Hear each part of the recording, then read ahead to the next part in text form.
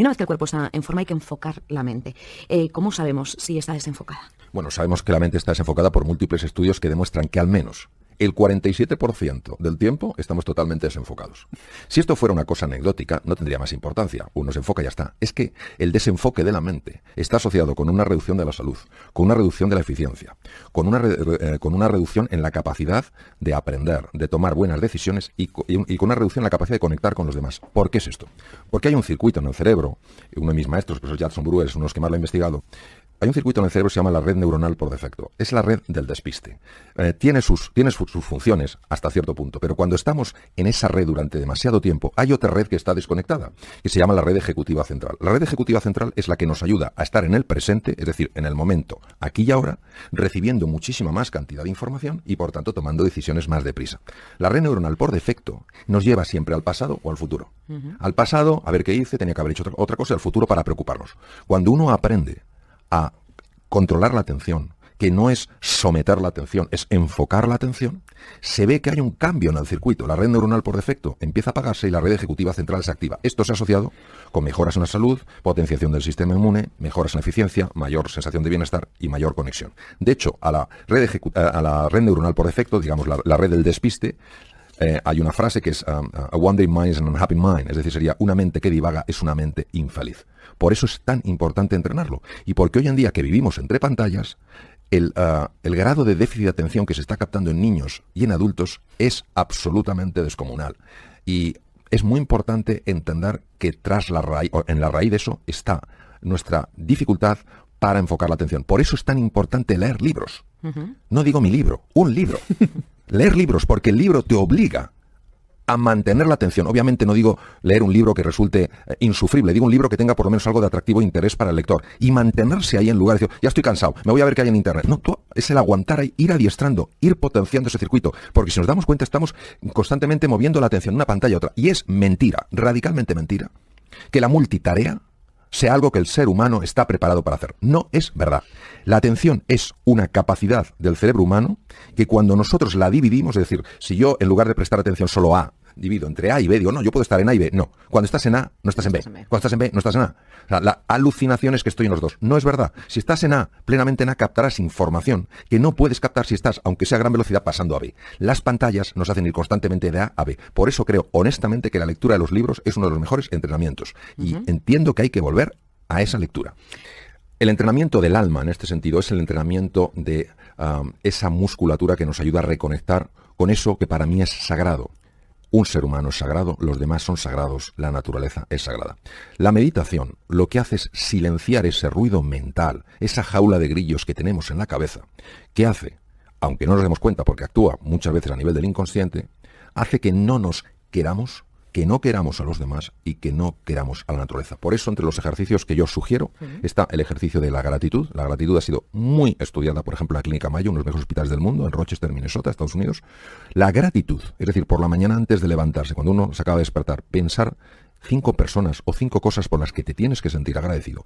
Eso se ha estudiado en múltiples investigaciones y se ve que tiene un impacto en el cuerpo. Por ejemplo, regulación de la tensión arterial en personas hipertensas, mejora del control de la glucosa en personas diabéticas, dar paseos por la naturaleza, hay que salir al campo, respetar el campo, no tirar papeles en el campo, no tirar latas.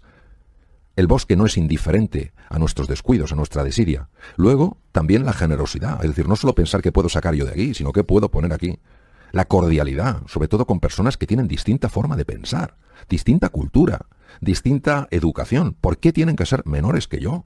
¿O por qué tienen que ser mayores que yo? Somos iguales en este sentido. Entonces, esa cordialidad, esa empatía y desde luego la compasión, que la compasión no es la lástima, la compasión es el deseo real de poner esa empatía en acción. Es decir, ves a alguien que se siente solo, que se siente aislado, que se siente poco valorado y en lugar de decir, bueno, es su problema, tú haces algo, lo que puedas, donde estés, como puedas, para ayudar a esa persona a reducir su sufrimiento. He de recordar que ha habido sonrisas, lo digo en serio literalmente, que han evitado suicidios. ¿Por qué? Porque una persona que está en su momento más bajo, que ha perdido toda la confianza en sí misma y en el mundo, si se encuentra con alguien, aunque sea un extraño, que tenga un mínimo gesto de afecto, de cordialidad, una sencilla sonrisa, quién sabe el impacto que eso puede tener. Y de hecho sabemos por personas que han escrito en distintos sitios que una sonrisa estoy acordando de una persona que está decidida a suicidarse, una sonrisa por parte de un extraño, en este caso una mujer, ante una torpeza de él, que lo lógico es que hubiera desencadenado una reacción iracunda por la otra persona, lejos de encontrarse con una reacción iracunda, se encontró con una sonrisa. Ese hombre decidió no suicidarse y escribió una carta a un periódico en Estados Unidos explicando su caso. Hay una frase que me ha llamado mucho la atención del libro, que es: si no puedes más, es cuando más tienes que poder. ¿Qué quieres indicar con eso? Una de las personas, aunque soy un poco conocedor de su obra, pero sí me he acercado a mi manera a su obra, es Santa Teresa de Jesús. Santa Teresa de Jesús, Santa Teresa de Ávila, hablaba mucho de esto, aunque no pueda, aunque duela. ¿De qué habla? Vamos a quitar el contexto religioso. Vamos a hablar de un contexto muy humano. Nosotros no somos quienes creemos que somos. Los límites que padecemos y sufrimos en la vida no son límites que correspondan a nuestra naturaleza. Hay una estructura mental que es como una especie de software virulento que hace que nos veamos como no somos. En cuanto empezamos a salir de esa estructura mental, empezamos a rozar los límites. Imaginémonos que estamos cruzando la línea del horizonte. Pues nos entra la angustia, el miedo al vacío, como hace 500 años que pensaban que tras el precipicio había dragones. Y nos echamos para atrás. Pues no, en ese momento donde crees que no puedes más, que tienes miedo, que te sientes incompetente, que te sientes desesperanzado, que te sientes solo, que ves que todo se te hace grande, en ese momento hay que estirar un poquito más, atreverse un poquito más en aquellas cosas que en tu vida tienen sentido. Porque al atreverte ocurre una cosa singular, que es que te das cuenta de que sí que se puede. Y entras en contacto con un mundo que está más allá del mundo mental y que es el mundo real. Y el mundo real es infinitamente más benévolo que el mundo mental. Y voy a poner un ejemplo. En una situación que no es nada fácil, que es la pérdida de un ser querido. Y una persona diría: por favor, el mundo real, a esta persona tan joven, yo hace poco perdí un queridísimo amigo, en nada, se nos fue nada. Es el mundo real, pero ¿cómo va a ser benévolo el mundo real? No. Nosotros no entendemos desde la mente el mundo real, no entendemos por qué gente tan extraordinaria se va tan pronto. Pero fijémonos lo que puede hacer el mundo mental. El mundo real ves una pérdida, duele, es difícil. Uno tiene que superar el proceso duelo. Pero imaginemos lo que puede hacer el mundo mental. ¿Por qué esta persona que era tan buena? ¿Por qué esta persona ¿por qué nos ha ido alguien que era más malo? ¿Por qué no sé qué tal cual? Y nos mete en una dinámica que, lejos de ayudarnos a recuperarnos de la pérdida, lo que nos llena es de frustración, de resentimiento contra la vida, de desesperanza, de sensación de que la vida es algo tan absolutamente incierto que nos supera. Por eso creo que todo acercamiento al mundo real, incluso con sus dificultades, nos va a ayudar a encontrar nuestros verdaderos límites, que desde luego son muchísimo más superior, o sea, muchísimo más, ¿cómo diría yo? Nos damos cuenta de que los límites que nos contienen no son reales en absoluto. Es decir, que el campo de juego que tenemos, el mundo de posibilidad y de oportunidad, es infinitamente superior al que creíamos. No sé cómo nos podemos acercar. ¿Algún ejercicio práctico? Hablaba usted del de dar gracias. ¿Alguno más que podemos recomendar a los oyentes? Sí, vamos a ver. Y lo voy a explicar en muy poco tiempo. La clave para serenar la mente solo es una, en mi experiencia, que es el dominio de la atención, que no es el sometimiento a la atención, es el gobierno de la atención. Entonces, la atención hay que dirigirla a el presente, cuando el circuito de la mente errante lo va a querer llevar al pasado en sus lamentaciones y al futuro en sus preocupaciones. ¿Qué es lo que está vivo aquí y ahora? Algo tan sencillo como las sensaciones de mi cuerpo. Sensaciones como puede ser pues lo que yo noto en la mano en este momento, lo que noto en el codo, o la respiración que noto que va haciendo que mi cuerpo se expanda y se retraiga. El simple hecho de llevar la atención unos minutos a esas sensaciones que expresan la existencia de un cuerpo que está vivo en el presente, tienen en sí la capacidad de reducir la actividad de la mente errante, del circuito neuronal por defecto, y activar el otro circuito. Si esto es tan fácil, si esto es tan sencillo, ¿por qué nadie lo hace? Porque desde el punto de vista de la mente condicionada, esto no tiene ningún sentido. Vamos a ver, estas prácticas tienen 2.500 años mínimo de haber existido. Ya en el Bhagavad Gita de hace 3.000 años ya se habla del problema de la mente, pero fue el príncipe Sakyamuni Gautama Siddhartha, el primer Buda, Sakyamuni Buda, el que descubrió que la mente es caótica, y cuando la mente es caótica genera todo tipo de problemas, y que la forma de serenar la mente era el dominio de la atención. ¿Cuál ha sido la dificultad? Porque esto no se ha incorporado antes y porque ahora el mindfulness hace furor en los hospitales, en Silicon Valley, en las escuelas, en las universidades. Porque claro, todo el mundo atribuía esto a algo muy esotérico, muy de la religión budista, poco tiene que ver conmigo, es otra cultura, a mí esto incluso me repele. No, la ciencia empezó a estudiarlo hace 30 años, una serie de pioneros, y dijeron, vamos a ver si esto tan sencillo como es poner la atención en el cuerpo, en la respiración, Tiene un impacto. Y yo personalmente, con uno de los pioneros en el mundo, el Dr. Herbert Benson, que fue profesor mío, estábamos en el hospital, en el Deaconess de Boston. Yo estaba en trasplante hepático en aquella época y él estaba en lo que estaba, que era cardiología. Y hablábamos en su despacho, yo había bajado de mi departamento, estaba en el suyo, y me decía, mira Mario, nosotros estamos aplicando esto en enfermos con patologías cardíacas que requieren cirugía.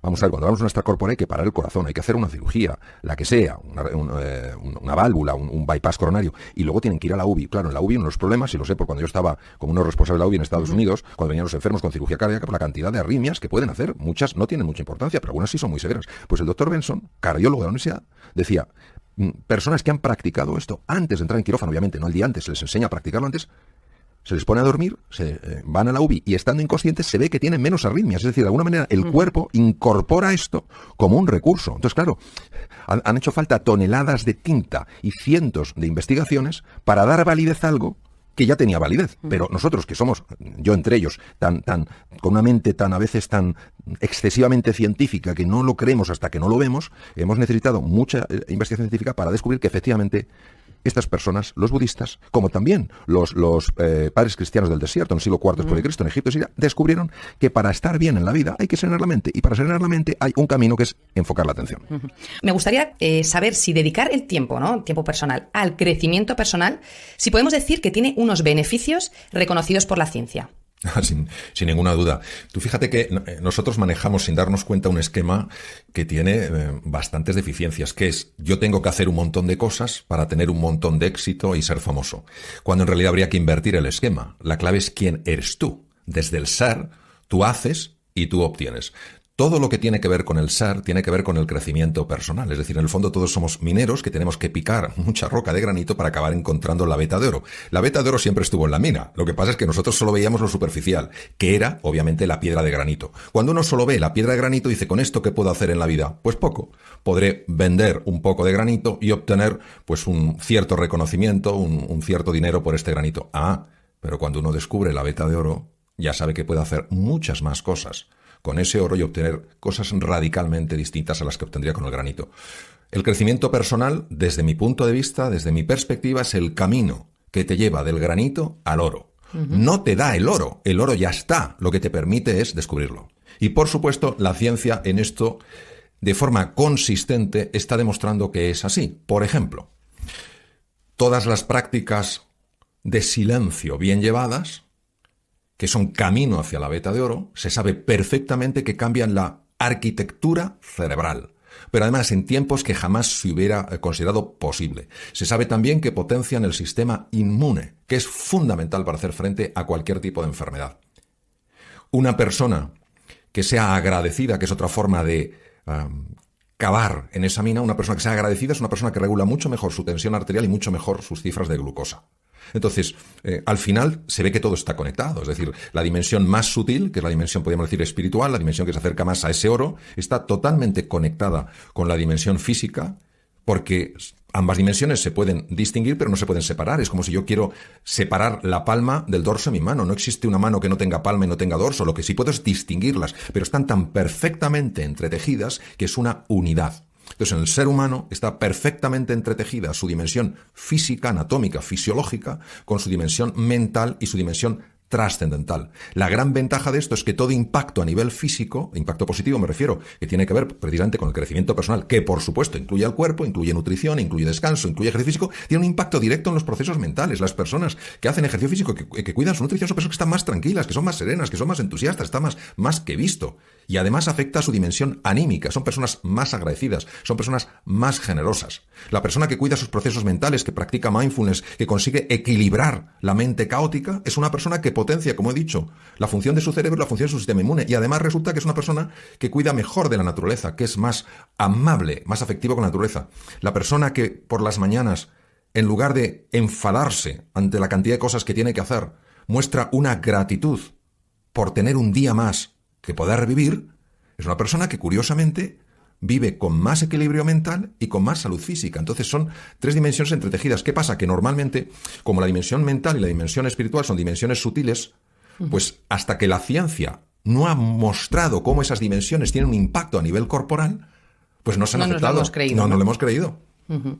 Y a pesar de todos estos beneficios, que me estaba yo poniendo nerviosa conforme te escuchaba, porque es que realmente es brutal, ¿cómo puede ser que sigamos sin sacar tiempo, ¿no? Porque estás hablando de momentos de silencio, momentos de gratitud. ¿Cómo puede ser que seguimos sin sacar tiempo para una cosa que nos da tantos beneficios? Porque la lente a través de la que miramos la realidad es una lente defectuosa. O sea, nosotros nos creemos lo que nos dice la lente, cuando la lente lo que nos está diciendo no es verdad.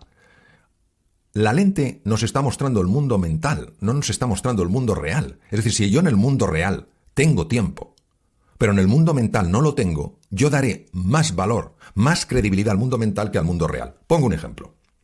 ¿Que tenemos tiempo? Por supuesto que tenemos tiempo. ¿Que percibimos que no tenemos tiempo? Por supuesto que percibimos que no. Ahora voy a poner este ejemplo tan sencillo. Un amigo mío encuentra en una casa de su bisabuelo un pequeño baúl, que por alguna razón no lo habían visto antes, lo abre y había un periódico es mi amigo es austriaco, un periódico de aquella época, comienzos del siglo XX. Sección de sucesos. Un tranvía atropella y mata a un anciano de 41 años. A comienzos del siglo XX, una persona de 41 años era un anciano. Fíjate. Hoy podemos vivir hasta los 90 años fácilmente y nuestros hijos vivirán probablemente más allá de los 100. ¿Cómo es posible que nos quejemos del tiempo? Es nuestra gran excusa. Nosotros no tenemos un problema de tiempo, tenemos un tema de prioridades. Claro, de administrar ese tiempo. Claro, ¿no? entonces, ¿qué pasa? Que nos cuesta mucho decir no a ciertas cosas.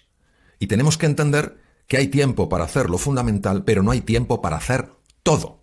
Entonces, uno tiene que decir qué es lo esencial en su vida. Entonces, lo que no te puedes ir a dormir, entiendo, yo lo entiendo así, es diciendo no he tenido tiempo. ¿Para qué? No he tenido tiempo para hacer lo fundamental. No. A lo mejor no has tenido presente lo que era fundamental en el tiempo que has tenido. ¿Y por qué siempre lo que no es fundamental tiene más hueco que lo fundamental? Porque yo creo que nosotros en general no gestionamos nuestra propia vida. Todos tenemos un enorme condicionamiento mental a lo largo de generaciones, no es culpa de nadie, responsabilidad de todos el cambiarlo. Y al final lo que vamos es siguiendo un poco lo que decía Sigmund Freud, ¿no? El ideal del yo. Para ser alguien en la vida tienes que hacer esto, esto, esto y esto. Para ser Entonces buscamos una perfección que nos ahoga. Y perdemos lo que es el sentido de la realidad. Y nos vamos llevando por lo que es el paradigma dominante. Paradigma viene del griego, decir forma de ver, por la forma de ver dominante. Y por eso es tan triste que al final, cuando una persona está llegando al final de sus días, mire y diga, ¿cómo es posible que mi vida haya sido así? Entonces, lo que no acabamos de comprender con calado y con hondura es el poder que tiene la mente para gobernar nuestra vida. Y si no entiendes cómo opera tu mente, si no entiendes cómo tu mente puede ser condicionada, incluso manipulada, y no tienes esa decisión, yo voy a ser el capitán de mi vida, lo cual no quiere decir hacer nada absurdo. Todo lo contrario, se trata de hacer cosas inteligentes que te traigan más salud, más bienestar, más prosperidad y más felicidad. No solo a tu vida, sino a la de tus seres queridos. Entonces vivimos atrapados en un espejismo sin ser conscientes de ello. Adam Smith, el gran economista, decía, el pez no sabe que está dentro del agua hasta que alguien le saca de ella. Vivimos dentro del agua pensando que es lo único que hay.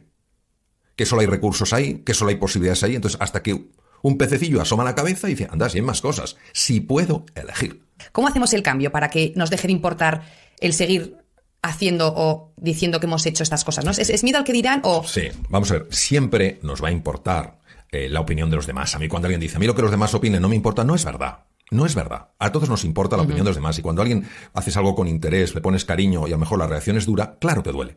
El problema no es que nos importe. El problema no es que nos influya. El problema es cuando nos determina. Es decir, cuando tenemos tan poca autoestima que buscamos la estima en lo que otros nos estiman. Entonces, por eso es tan importante desarrollar una autoestima sólida. Porque los demás te pueden estimar más o menos. Y eso te puede afectar más o menos. Pero si te hunde, es que tú no has construido una sólida autoestima. Si tienes tal nivel de dependencia, llegarás a ahogar tu verdadera voz e incorporarás la voz de otras personas como si fuera la tuya. Entonces, en la base de todo es la autoestima. ¿Cuánto te quieres? Que no tiene nada que ver con el ego. Nada que ver. Es lo opuesto. ¿Cuánto te quieres? ¿Cuánto te valoras? ¿Cómo te ves? Entonces, claro, si esperas verte como otros te ven, tu dependencia será absoluta. Sí te influirá como otros te ven. Pero lo más importante... haciendo para que los otros te vean. Claro, lo importante es cómo te ves a ti. Eso es lo más importante. Cómo te ves a ti. Y tienes que verte en la grandeza que ya tienes. En lo que ya eres. Yo creo que uno aprende a quererse más cuando se da cuenta de una cosa. Que quien se cree que es, no es quien verdaderamente es. O sea, vamos a suponer que yo creo que soy cobarde. Si yo creo que soy cobarde y lo tengo metido a nivel inconsciente, todos mis actos reflejarán esa cobardía. Yo mismo estaré limitando la capacidad de actuar de forma valiente en la vida. Y actuar con valentía también implica actuar con sensatez, no con insensatez. Si yo descubro que soy valiente, entonces de forma natural actuaré con valentía. Luego el camino es el camino de lo que creo al camino de lo que soy. ¿Qué es lo que nos ayuda? Lo primero que nos ayuda es dejar radicalmente de juzgarnos. A nosotros mismos. Dejar radicalmente de juzgarnos. Es decir, no es, ay, si yo no hubiera hecho esta tontería, ay, si hubiera dicho esto en lugar de esto. ¿Tienes una máquina para volver al pasado? No, entonces ¿para qué? Entonces, vale, esto ha sucedido, estos son los hechos. ¿Qué puedo hacer a partir de ahora? Es decir, primer tip práctico, deja de lamentarte. No tienes una máquina del tiempo que te permita volver a repararlo. ¿Qué tienes ahora? ¿Por qué esto es tan importante? Porque si conoces un poco cómo funciona el cerebro, la interacción con los procesos mentales, la persona que se está constantemente lamentando afectivamente entra en un estado emocional que por su propia naturaleza bloquea las capacidades creativas del cerebro. Es decir, tu capacidad de resolver hoy, de mejorar lo que hoy, la eliminas cuando te estás lamentando por el ayer. Segundo, cuando tú te estás angustiando con el futuro, ay Dios mío, ¿y esto qué repercusiones tendrá en el futuro? Y no sé qué, tal.